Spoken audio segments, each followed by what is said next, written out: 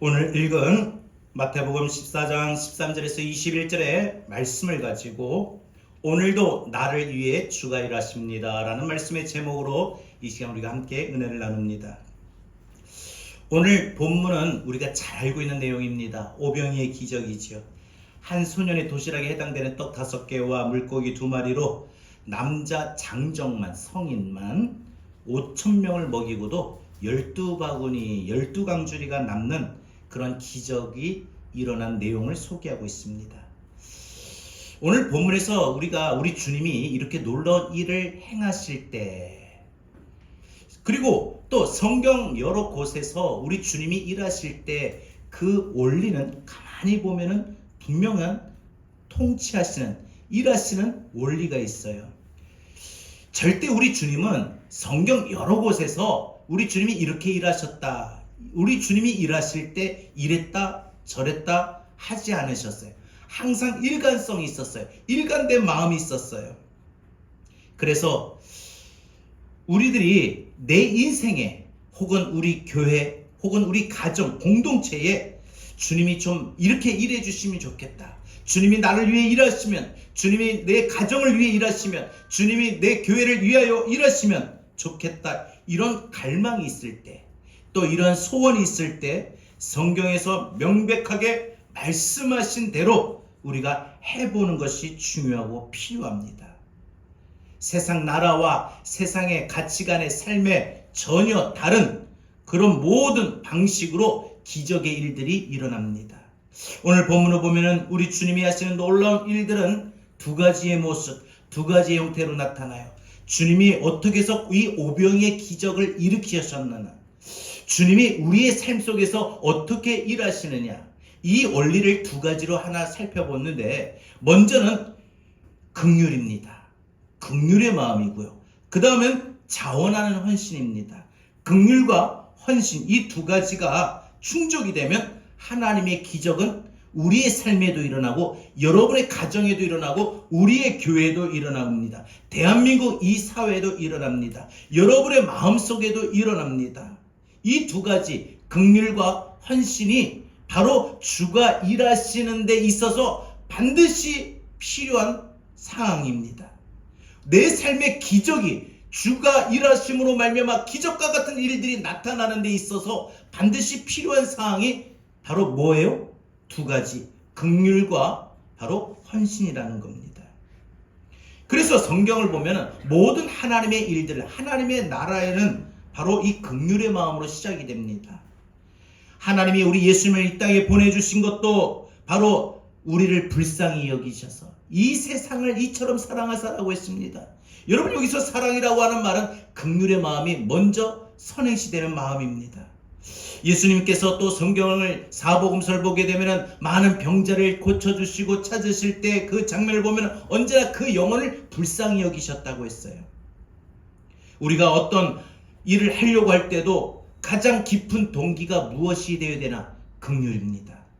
그리고 그 다음으로는 자원하는 헌신인데, 항상 하나님은 누군가의 이런 헌신이 있을 때, 헌신이 나타날 때 기적이 일어나고 주님이 일하셨습니다. 여러분, 이스라엘이 부패하고 타락해서, 그래서 하나님께서는 이스라엘 백성들을 돌이키시고자 하실 때 내가 누구를 보낼꼬 하셨는데, 이사야 선지자가 어떻게 합니까? 자원합니다. 하나님, 내가 여기 있지 않습니까? 나를 보내어 주옵소서. 주님, 내가 여기 있사오니 나를 보내소서라고 자원할 때 하나님은 이사야를 이스라엘로 하여금 돌이키실 수 있도록 하나님의 말씀을 전하는 선지자로 부르시고 사용하셨습니다. 다윗을 왕으로 쓰셨을 때도 마찬가지입니다. 사울의 그 통치가 영적 암흑기를 가져올 때 다윗은 뭐라고 고백합니까? 주여, 지금이 극심한 어두움이니 내가 새벽을 깨우리로다 라고 자신이 하나님 앞에 자원하여 내가 이 나라 이 민족이 영적으로 깨어있도록 제가 해보겠습니다, 새벽을 깨우겠습니다, 이렇게 자원했습니다. 갈렙을 쓰실 때도 모두가 두려워하여 모두가 꺼려하는 가나안 정복 전쟁 후에 모두가 이제 지파별로 차지할 때 헤브론 산지를 차지하기를 싫어합니다. 아무도 자원하거나 가겠다고 하는 사람이 없어요. 그때 갈렙이 손을 들고 자원합니다. 이 산지를 내게 주소서, 우리 지파에게 주소서. 아무도 가지 않으려고, 아무도 하지 않으려고 하는 그곳에 바로 갈렙은 자원하고, 그래서 헤브론 산지를 갖겠다고, 차지하겠다고 합니다. 여러분, 이렇게 자원하는 그 마음이 있으면, 자원하는 헌신이 있으면 하나님은 일하십니다. 우리 마음 가운데 자원하는 헌신이 있을 때 기적은 일어납니다. 하나님의 일은 되어집니다. 하나님의 역사는 나타나게 됩니다. 세상 나라는, 세상의 방식은, 세상의 법칙은 절대 그러지 않습니다. 세상에서 성공하려면 긍휼이 있어야 된다, 헌신이 있어야 된다, 이걸 말하지 않습니다. 오히려 반대입니다. 긍휼이 아니고 계산이 있어야 성공하고 잘 됩니다. 자원함이 아니라 강제적으로 해야 무엇인가 모을 수 있고 잘 될 수가 있는 겁니다. 한마디로 이 세상의 모든 법칙과 이 세상의 삶에 살아가는 방식은 하나님 나라와 반대되는 일들입니다. 그게 나에게 이익이 되는가? 이익이 되면 합니다. 이익이 안 되면 절대 안 해요. 내게 손해가 되면 안 합니다. 철저한 손익 계산에 의해서 일을 하게 됩니다. 그러면 이 시간 우리 주님이 나를 위하여 일하실 때, 주님이 일하실 때 그 주님의 일하심은 어디에서 나올까? 두 가지를 한번 생각해 봅니다. 첫 번째, 주님의 일하심은 긍휼의 마음에서 나옵니다. 주님의 일하심은 긍휼의 마음에서 나옵니다. 오늘 본문에서 가장 중요한 단어가 14절에 있습니다. 그것은 바로 예수님의 마음입니다. 예수님께서 많은 무리들을 보시고 그들에게 어떤 마음을 가지셨느냐? 불쌍히 여기셨다고 했어요. 예수님께서 배에서 내리시고 큰 무리를 보셨죠. 이 말씀 앞전에 보면은 예수님께서 많은 일들을 일으키셨죠. 그리고 많은 무리들이 예수님의 그 주옥 같은 말씀을 들으려고 따라옵니다. 몰려옵니다. 그때 예수님께서 많은 사람들을 보셨습니다. 예수님의 소문이 갈릴리 각 지역에 퍼지기 시작하면서 예수님의 소문을 듣고 예수님 오신대 이 말을 듣고 각 동네에서, 여러 동네에서 많은 사람들이 예수님을 보려고, 예수님 말씀을 들으려고, 예수님께 병고침을 받으려고 몰려왔던 것입니다. 그렇게 몰려든 사람들을 바라보는 예수님의 마음이 어떤 마음이셨느냐? 불쌍히 여기셨다라고 했어요. 긍휼히 여기셨다는 것이죠. 여러분, 긍휼이 뭐예요? 뭔가가 잔뜩 필요하고 뭔가가 필요한 상황인데 그 필요한 게 없어져 버렸어요. 박탈됐어요. 상실됐어요. 잃어버렸어요. 잃어버린, 박탈된 그 모습을 보고 마음이 아픈 거예요. 그러니까 뭐예요? 채워지지 않은 상태. 그 절박한 필요한 마음이 가버리는 거. 그래서 그 마음을 공감해 주는 게 긍휼입니다. 여러분, 오늘 이 말씀의 배경을 조금 보게 되면은 2000년 전입니다. 예수님께서는 바로 이스라엘 백성들이, 이 무리들을 왜 불쌍히 여기셨느냐? 이때 당시 이스라엘은 엄청난 고통 중에 있었어요. 한편으로는 로마의 압제 속에서 매일같이 이 로마의 법을 따라야 되고 로마의 주인으로부터 노예 아닌 노예 생활을 해야 되는, 강제 집행할 수밖에 없는 그러한 모든 상황이었습니다. 또 한편으로는 가장 믿었던, 자신들 위해서 기도해주고 영적으로 세워줄 수 있는 그 믿었던 종교 지도자들이, 성전 지도자들이 수탈입니다. 이게 이스라엘 백성들에게는 당시 살아가는 그들의 경제 상황이 아주 만만치가 않았어요. 아니, 너무 힘들었어요. 더군다나 600년 가까이 로마의 압제 속에 식민지 생활을 하는데 어떻겠습니까? 앞전에 보게 되면 이 이스라엘의 역사를 더 거슬러 앞으로 살펴가게 되면 BC 586년에 이스라엘은 바벨론에게 패망을 당했습니다. 그래서 바벨론 포로로 잡혀간 이래에 바벨론에서 70년 포로 생활하고 끝나고 돌아와서도 또 페르시아, 그리고 헬라, 로마, 이런 모든 제국의 통치하에 있었다는 겁니다. 밖으로는 그런 나라의 상황이 강대국의 이와 같이 압제, 속박당하는 상황이었고 식민지 생활하였고, 안으로는 어땠습니까? 자기의 민족이라고 자기의 동포인데도 오히려 그 로마의 압제하에 로마의 정부를 위해서 일하는 세리들, 마태가 있었고 삭개오가 있었는데, 이들이 자신들에게, 이스라엘 백성들에게 무거운 세금을 매겨버립니다. 세금을 10만원 낼 거 너 20만원 내, 30만원 내, 뺏어가지고 10만원은 로마의 제국에 내고 로마 정부에 내고 나머지 10만원 20만원 자기 주머니 채우는 겁니다. 이런 권력을 이용하여 그래서 자기 집 창고를 짓고 자기 집을 짓고 자기 집에 돈을 채우고, 정말 백성들은 너무너무 가난하고 너무너무 하루 살기가 버겁고 힘들었어요. 돈이 어디 있겠어요. 오늘 본문에 나오는 상황은 절박한 상황을 또 말해줍니다. 뭡니까? 14절에 보니까 각종 질병, 아픈 사람들이 몰려왔어요. 건강한 사람도 있었겠지만 아픈 사람들이 예수님 앞에 병고침을 받아보려고, 허리가 아픈 사람이 왔어요. 위가 안 좋은 사람이 왔어요. 다리, 무릎이 아픈 사람이, 모든 몸들이 안 좋은 아픈 사람들이 다 너무 많이 했다는 거예요. 그리고 15절에 보니까 그 몰려든 많은 무리들이 이 빈들에서 들판에 있다 보니까 하루 종일 주의 말씀 듣고 오니까 저녁이 다 돼가요. 배가 고픈 줄 몰랐는데 오후에는. 근데 저녁이 돼가니까 여러분 우리 그러잖아요. 아침 뭐 안 먹을 때는 괜찮아요. 점심 안 먹을 때 좀 배고프다. 저녁을 안 먹으면 완전히 탈진할 정도로 그런 상태가 돼버린 거예요. 너무 빈들에 있으니까 아무 음식을 얻을 수 있는 것도 먹을 수 있는 것도 없으니까, 할 수 있는 게 없으니까 너무나도 배가 고파 굶주렸다는 거예요. 자, 그러니까 이스라엘 백성들이 우리 몰려들었을 때 그 무리들을 예수님이 왜 불쌍히 여기셨냐? 토탈적으로 말하면 이스라엘 백성들은 세금이 무겁게 매겨져서 있는 돈 없는 돈 다 빼앗기고, 돈이 없으면 다른 물건으로 대체해 갖고, 그러니 집은 가난하고 몸은 병들고 배는 고프고, 이것이 예수님의 소문을 듣고 몰려온 무리들, 이스라엘 백성들의 실제 상황의 모습이라는 거예요. 이런 상황을 예수님께서는 마가복음에 보니까 뭐라고 말씀하셨는지, 그 몰려든 사람이 양이 목자를 잃어버렸다라고 했어요. 목자 없는 양같이 보인다라고 하셨어요. 여러분, 양이 목자를 잃어버리면 어떻게 될까요? 재앙입니다.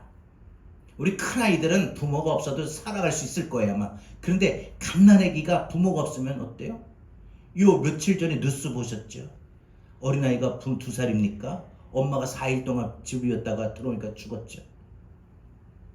그런 재앙이 일어납니다. 일이나 늑대와 같은 그 모든 짐승들이 양을 삼킵니다. 양은 그 늑대나 이리의 공격에 방어를 못해요. 자기 방어를 못해요. 달려들면 그냥 물어뜯겨 죽는 거예요.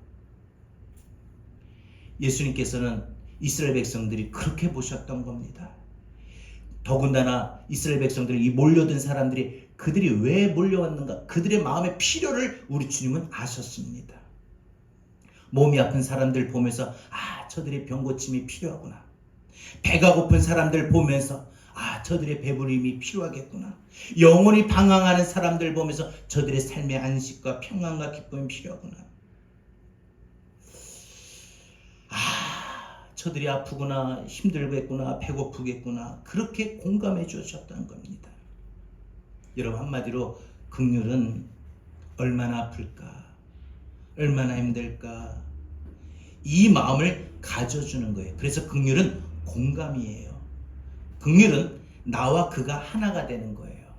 여러분, 우리 사랑하는 사람들 긍휼의 마음이 있지요.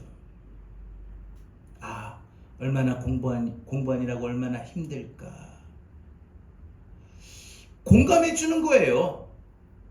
공감 되지 못하면 네가 뭐가 힘들다고, 야 공부하는 게 이 세상에서 제일 쉬워, 제일 편해, 너 나가서 일해봐, 얼마나 힘든데.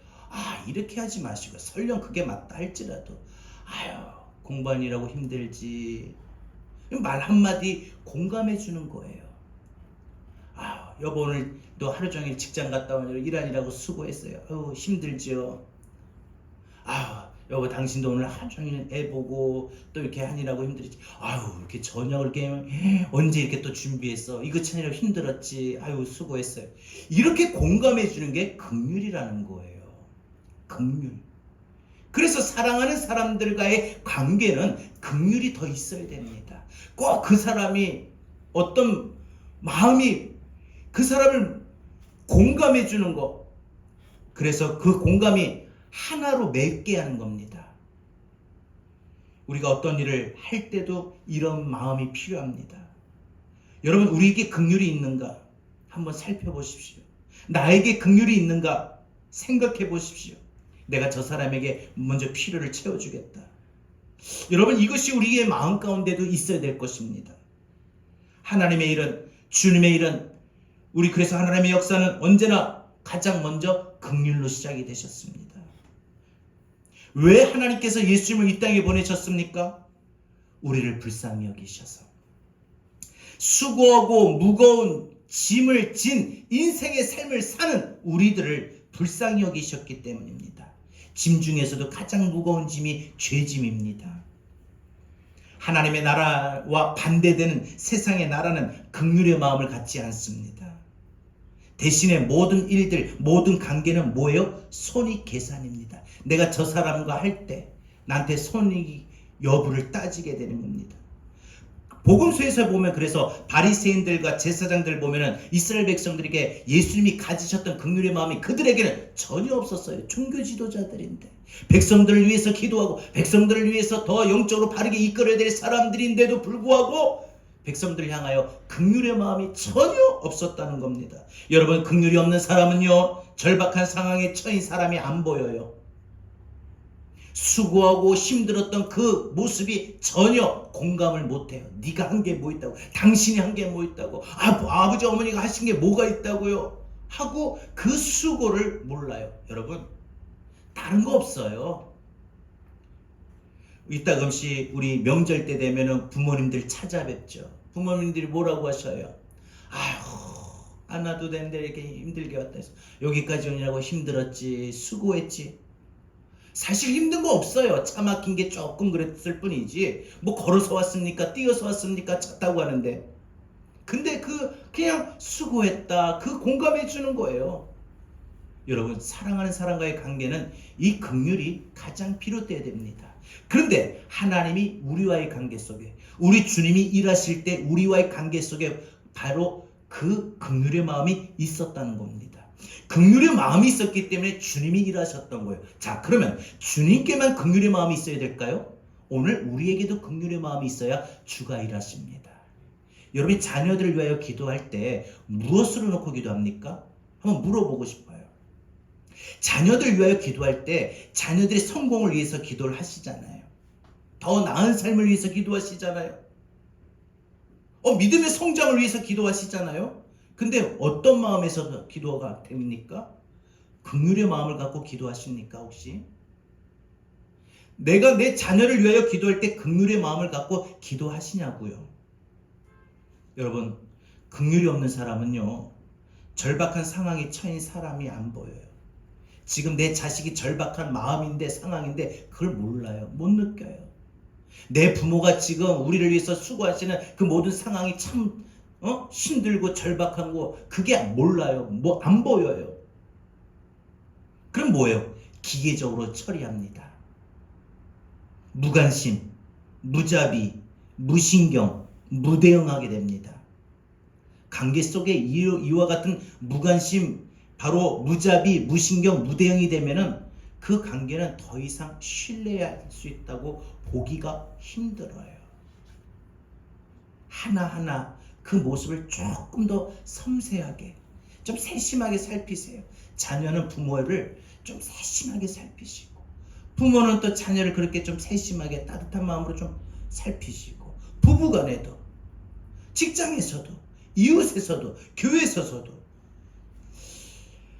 오늘 본문에 보면은, 가만히 보면은 예수님에게는 이렇게 긍휼의 마음이 있었는데, 그러면 예수님의 제자들은 어땠을까요?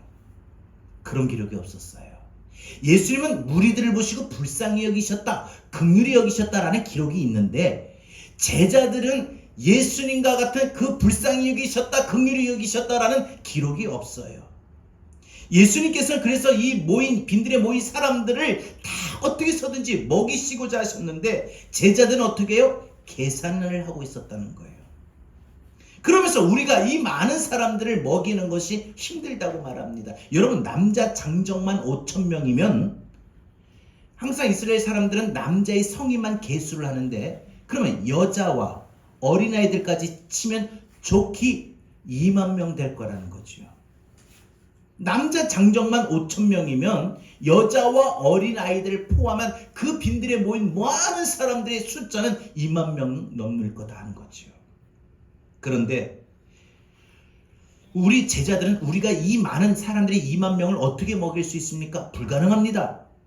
이렇게 통계적으로 딱 결론을 내립니다. 마가복음에 보게 되면 빌립이 뭐라고 말해요? 지금 이 사람들 먹이는 것이 200데나리온이 있어도 부족하다라고 말합니다. 여러분, 노동자 하루의 일당 하루가 10만 원이라고 하면 한 달에 300, 8개월이면 2,400만 원. 이게 있어도 이 많은 사람들 2만 명 못 먹인다는 거예요. 그러니까 뭐예요? 긍휼인가 계산인가? 이건 진정성의 문제입니다. 여러분, 가장 중요한 것은 그 사람의 상태를 보고 살피는 겁니다.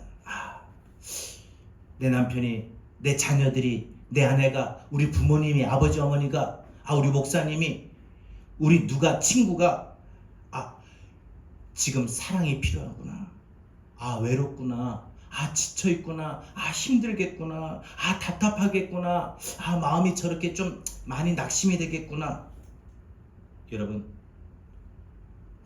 삶의 외적 모습만 보면은 사실 안 보입니다. 그 마음을 살피면 그런 사람도 있잖아요. 집에 분명히 무슨 일인데 집에 와서는 아무 일 없다는 듯이 괜찮아? 말을 안 해요. 그건 모르잖아요. 외적 모습만 보면 안 보인다는 거죠. 그들의 말에서, 표정에서 그 내면의 절박함을 좀 우리는 볼 줄 아는 섬세함이 필요하다는 거죠. 이 제자 빌립에게는 긍휼이 없었습니다. 계산을 해보니까 한마디로 답은 먹일 수 없다. 불가능. 이걸 말합니다. 오늘 본문에 보니까 17절에 한 제자가 예수님, 여기 뭔가 있는데요? 뭐가 있니? 이 보리떡 5개와 물고기 2마리입니다. 여러분, 사실 이 물고기 2마리, 보리떡 5덩이, 물론 현실도 그렇고 계산도 나왔고 통계적으로 상식적으로도 답은 뭐예요? 먹일 수 없다는 거죠. 실제로 5,000명을 먹이셨던 이 예수님의 마음은 뭡니까? 긍휼, 불쌍히 여기는 마음. 이거라도 저 사람들 어떻게 먹여야 되는데 도와주고 싶다. 저들의 배고픔을 좀 채워주고 싶다. 저들의 영혼을 만족하게 해주고 싶다. 기쁘게 해주고 싶다. 저들의 인생을, 병들고 지친 인생을 회복시켜주고 싶다. 여러분, 이것이 긍휼의 마음인데 이것이 있으면 하나님의 일은 시작이 됩니다. 이것이 있으면 하나님의 일은 시작이 됩니다. 이것이 있으면 주님은 일하십니다. 나를 위해 일하십니다. 우리 가정을 위해 일하십니다. 내 자녀들을 위해 일하십니다. 우리 교회를 위하여 일하십니다. 한마디로 지금 내가 어떤 상황이냐? 상황이 문제가 아닙니다. 환경이 문제가 아닙니다. 긍휼이 있는가의 문제입니다. 나는 어떤 사람들, 나는 어떤 일에 긍휼이 있는가? 주님의 일하실 때는 반드시 긍휼의 마음이 있었다고 했습니다. 오늘 우리에게 긍휼의 마음이 있어야 주님이 일하실 줄 믿습니다. 마지막 두 번째로, 주님의 일하심은 누군가의 작은 헌신에서 나옵니다. 누군가의 작은 헌신에서 나옵니다. 오늘 상황의 반전이 17절 말씀이 나옵니다. 안드레가 어떤 소년의 이 떡 5개와 물고기 2마리, 이 자신이 먹을 수 있는 1인분 도시락을 주님께 가져옵니다. 이 도시락을 내놓은 이 소년은 주님과 제자들이 바로 이야기하는 그 상황, 그 자리, 앞자리에 있었던 것 같아요. 그래서 이야기하시는데 저 뒤에 있는 사람들 같았으면 못 들었겠지만 앞자리 있다 보니까 예수님과 제자들이 주고받는 이야기를 들어요. 그래서 이 상황에서 식사와 관련된 거 이 이야기하시고 나한테 이거 엄마가 오늘 도시락을 싸줬는데 하면서 자기에게는 이 도시락을 예수님 제자에게 드리죠. 만약에 그때 이 도시락을 받았던 빌립이었다면, 제자 중에 빌립이었다면 머리 회전을 하고 계산을 해서 딱 보니 이게 뭐니? 이 도시락인데요. 혹시 필요해서 주님 앞에 저게 드리려고요. 야, 지금 이 사람들 많이 먹이려고 예수님과 우리가 이야기했는 거 못 들었어? 너 제일 앞자리 있으면서? 근데 이거 가지고 어떻게 이 많은 사람들 먹여? 2천만 원 있어도 부족한데 하고 아마 제지하거나 핀잔을 줬을 겁니다. 그런데 이 소년의 도시락을 받은 제자가 안드레거든요. 안드레는 이 빌립에 비해서 좀 더 순수했습니다. 황당하긴 했지만 예수님 앞에 그래 그럼 내가 한번 가져다 드려볼게. 그래서 예수님 앞에 가져옵니다. 사실 이 안드레도 그랬을 겁니다. 그런데 이 안드레는 더 순수했어요.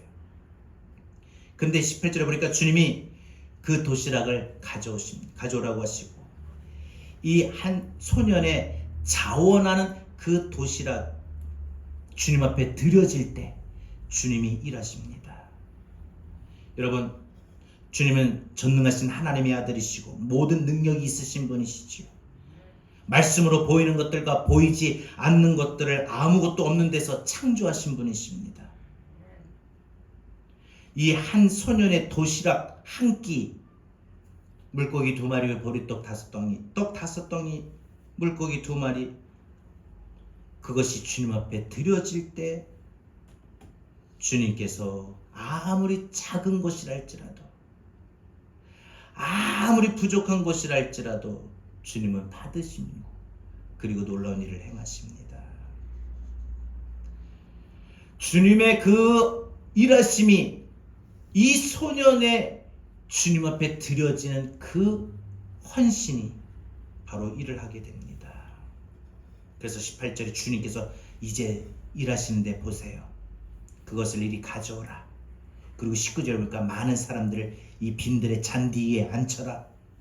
그리고 이 소년이 주님 앞에 드렸던 이 물고기 2마리, 떡 5덩이를 들고 하늘을 우러러 축사하셨다고 했습니다.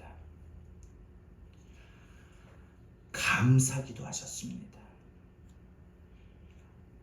여러분 뭐예요? 우리 주님 하나님 이 한 소년의 헌신을 받으시고 축복하여 주옵소서. 헌신을 하나님 앞에 올려드립니다. 하나님이 그 소년의 헌신을 받으시고 놀라운 일들이 일어나는데 예수님께서 떡을 떼어 제자들에게 떡을 떼어 이 사람들 나눠줘라. 떡을 뗍니다. 물고기를 나누어 줍니다. 아, 세상에, 떼어서 줬는데 없어야 되는데 또 있어요. 떼어서 줬는데 없는데 없어야 되는데 또 있어요. 또 있어요. 계속 주면 줄수록 늘어나요. 더 놀라운 일이 벌어집니다. 많은 사람들을 배불리 먹이고도 놀라운 일들이 일어나요. 아무리 먹어도 떨어지지 않았다고 했습니다. 무엇을 말합니까? 여러분, 5,000명, 2만 명, 그 많은 사람들 중에 한 누군가의 헌신이 있어지면 주님은 그것을 갖고 하나님 앞에 바치면서 드리면서 놀라운 일이 시작이 되는 겁니다.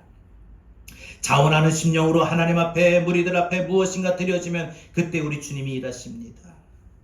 더군다나 먹고 남은 부스러기가 12바구니가 됐다고 했습니다. 12강줄이 가득 찼다고 했는데 여러분, 이 12이라고 하는 숫자는 상징입니다. 뭐예요? 완벽하게 넘쳤다는 거죠. 시편 23편으로 보면은 다윗이 고백했던 것처럼 내 잔이 넘치나이다. 그런 비슷한 말씀입니다. 그래서 여자와 어린아이들까지 합치면은 좋게 2만 명이 넘는 그 놀라운 일들이 바로 이 소년의 도시락이 주님 앞에 드려질 때 엄청난 일을 하시게 됩니다. 그래서 우리 오늘 믿음으로 말씀을 생각해 볼 때 이 긍휼의 마음이 있고 자원하는 헌신이 있을 때 우리 주님은 일하신다는 겁니다. 오늘 말씀의 결론입니다. 이 오병이의 기적, 우리에게 하나님이 말씀해 주시는 메시지는 두 가지입니다. 우리를 위해 주님의 일하심은 바로 긍휼입니다. 긍휼의 마음을 오늘 우리들도 살아가는 동안 바로 품어야 됩니다. 긍휼의 마음이 내게 있으면 주님이 일하십니다. 긍휼의 마음이 내게 있으면 주님이 일하셔요. 긍휼의 마음이 내가 자녀를 위하여 기도할 때, 그 자녀를 향하여 기도할 때 긍휼의 마음이 있으면 우리 주님은 나뿐 아니라 내 자녀에게도, 내가 기도하는 대상인 내 자녀들에게도 긍휼의 역사가 우리 주님이 일하십니다. 제가 우리 성도님들이 몸이 아프거나 문제가 있거나 할 때 그 바라보는 마음이 정말 이 오늘 주님이 무리들을 바라보시는 그 마음에 좀 깨닫게 됩니다. 우리 성도님들이 목사님 이것 좀 기도해 주세요 라고 하든지, 안 그러면 그 기도할 모습이 보일 때 정말 간절하게 기도하게 됩니다. 그 긍휼의 마음이 있다 보니, 그 긍휼의 마음으로 기도하다 보니 우리 하나님께서 기도를 들으시고 응답하시고 역사하시는 저는 경험하게 됩니다. 우리 주님이 일하실 때는 긍휼의 마음이 있어야 됩니다.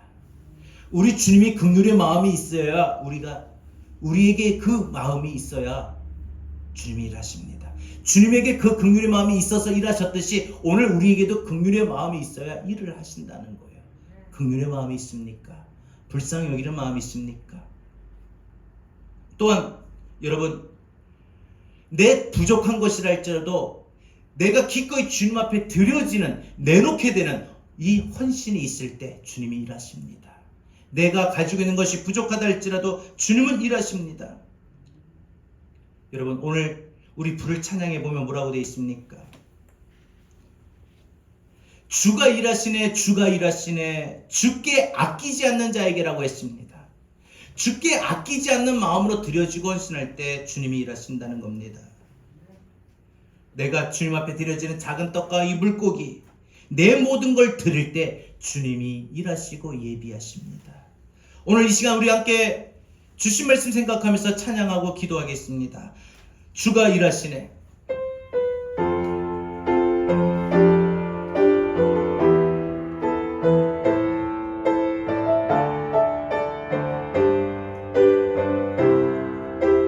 날이 저물어 갈 때, 날이 저물어 갈 때, 빈들에서 걸을 때, 그때가 하나님의 때, 내 힘으로 안 될 때, 내 힘으로 안 될 때, 빈손으로 걸을, 우리 믿음으로 고백할까요? 내가 고백해 여호와 이래 주님이 다 채워주실 것입니다. 주가 일하시네, 자 일하시네, 주가 일하시네, 주께 아끼지 않는 자에게 주가 일하시네, 주가 일하시네, 주가 주님 나를 위해 일하실 것을 굳게 믿고 신뢰하는 자에게 일하십니다.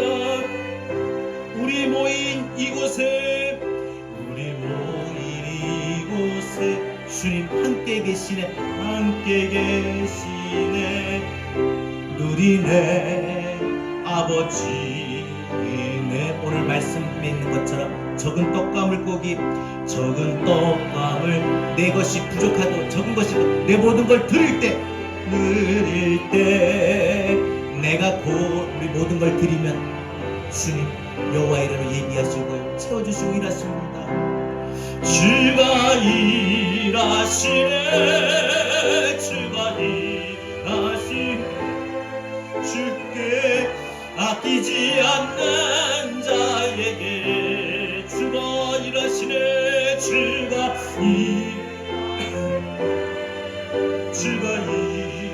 일하시네. 신뢰와 언약 없는 자에게.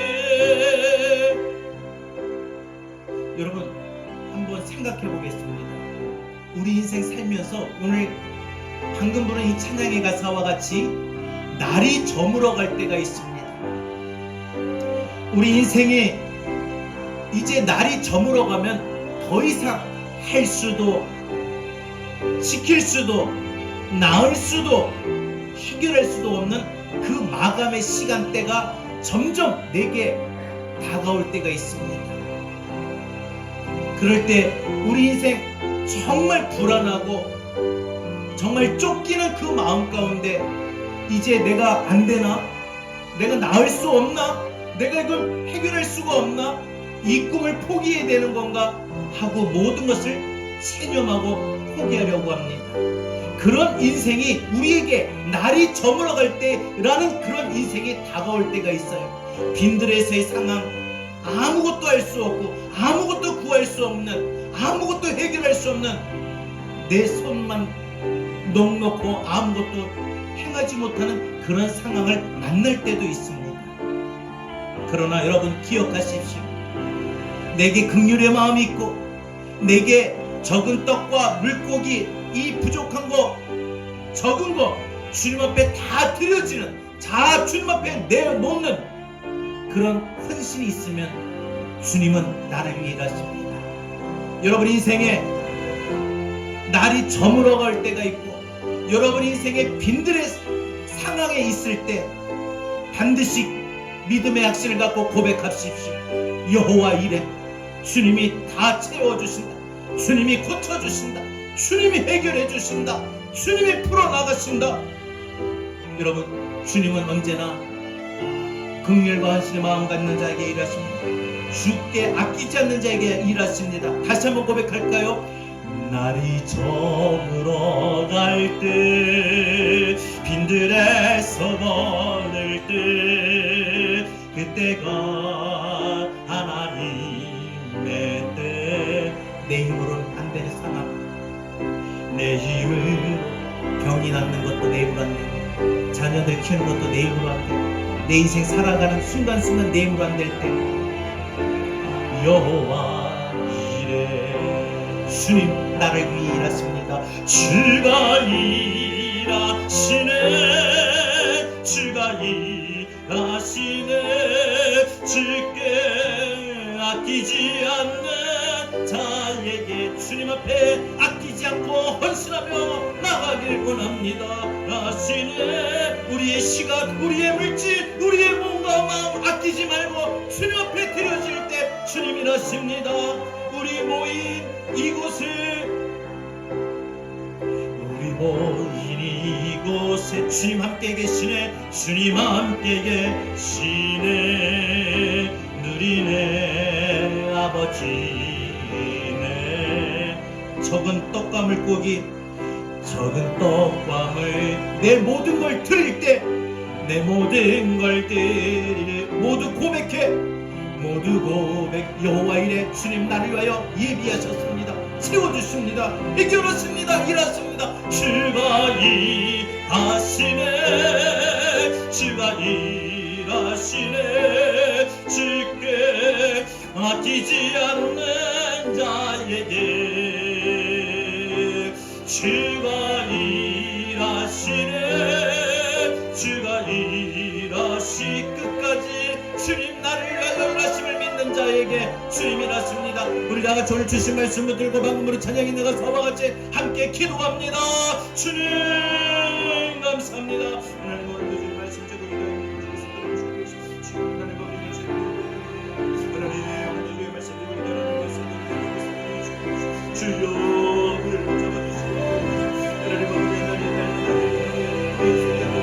날이 저물어 갈 때에 우리 인생의 조금 영광함이 다를 때가 있습니다. 또한 내 삶 속에서 이들을 절대 아무것도 할 수 없고 아무것도 이룰 수 없고 아무것도 일할 수 없는 하나님 그럴 때 내 힘으로 안 되는 상황을 만날 때가 있습니다. 우리가 사랑해야 하는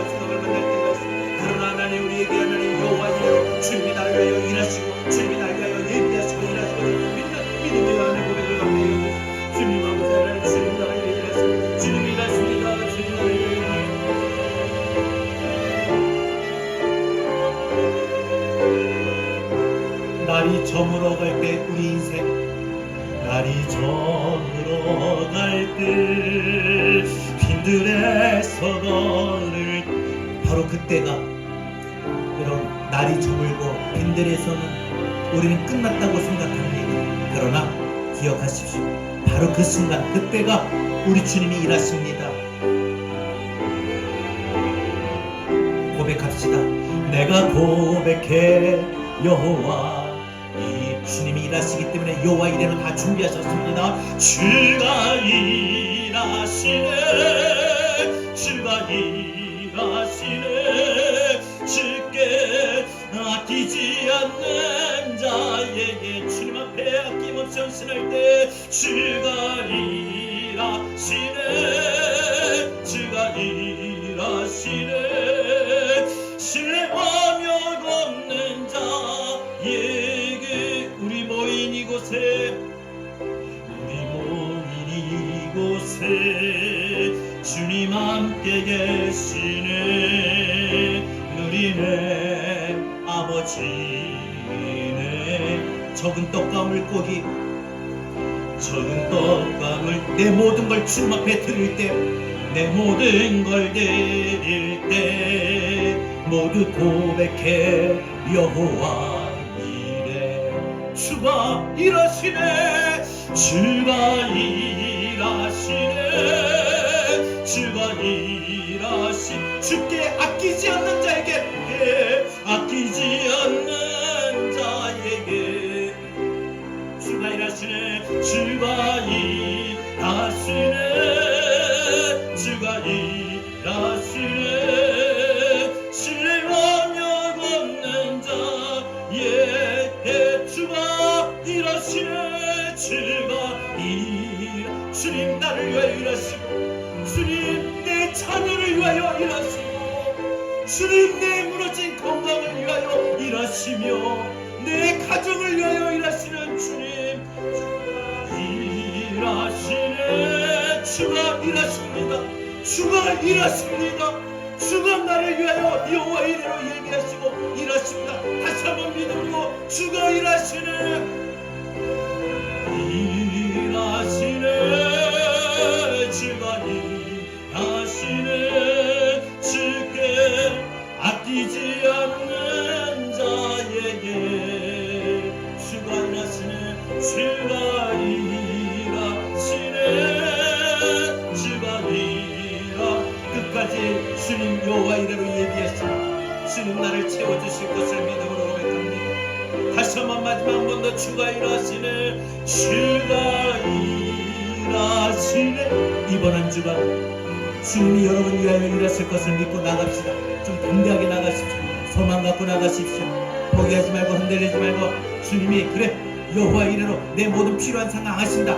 내가 아플 때 고쳐주심을 아시고, 문제가 있을 때 해결하심을 아시고, 부족함이 있으면 채워주실 것을 아시는 주님, 나를 위하여 여호와 이래로 예비하시고 일하실 것이다. 이번 한 주간 이 말씀 믿고 이 믿음으로 고백하며 나갑시다. 주가 일하시네, 주가 담대하게 한 주간 사십시오. 여러분 걱정하지 마세요.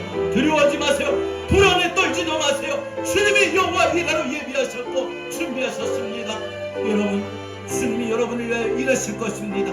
주님이 여러분들을 위하여 일하십니다. 여러분 가정을 위하여 일하십니다. 여러분 자녀를 위하여 일하시고, 여러분 기도 제목을 위하여 우리 주님이 일하십니다. 이 믿음의 소망 붙들고 다시 한번 주가 일하시네, 주가 일하시네, 주가 일하시네, 주께 아끼지 않는 자에게 주가 일하시네, 주가 일하신 주의 일하심을 걷는 자에게. 이제는 우리를 위하여 일하시는 우리 구주 예수 그리스도의 귀하신 은혜와 우리의 긍휼과 우리의 헌신으로 역사하시고 크신 사랑으로 인도하시는 아버지 하나님의 극진하신 사랑과 보혜사 성령님의 감화감동 내주 교통하신 은혜가 오늘도 우리를 위해 주가 일하실 때 긍휼의 마음을 보시고 우리가 드려지는 작은 헌신, 주께 아끼지 않는 우리의 모든 걸 보시고 주님이 나를 위하여 일하실 때 여호와 이레로 예비하셨고 채워주시고 넘치게 하실 것을 반드시 믿고, 그래서 세상에 이제 더 힘차게 살겠노라 다짐하고 삶의 현장으로 나아가는 주의 사랑하는 모든 성도들 머리 위에 이제로부터 영원토록 함께 있을지어다. 아멘.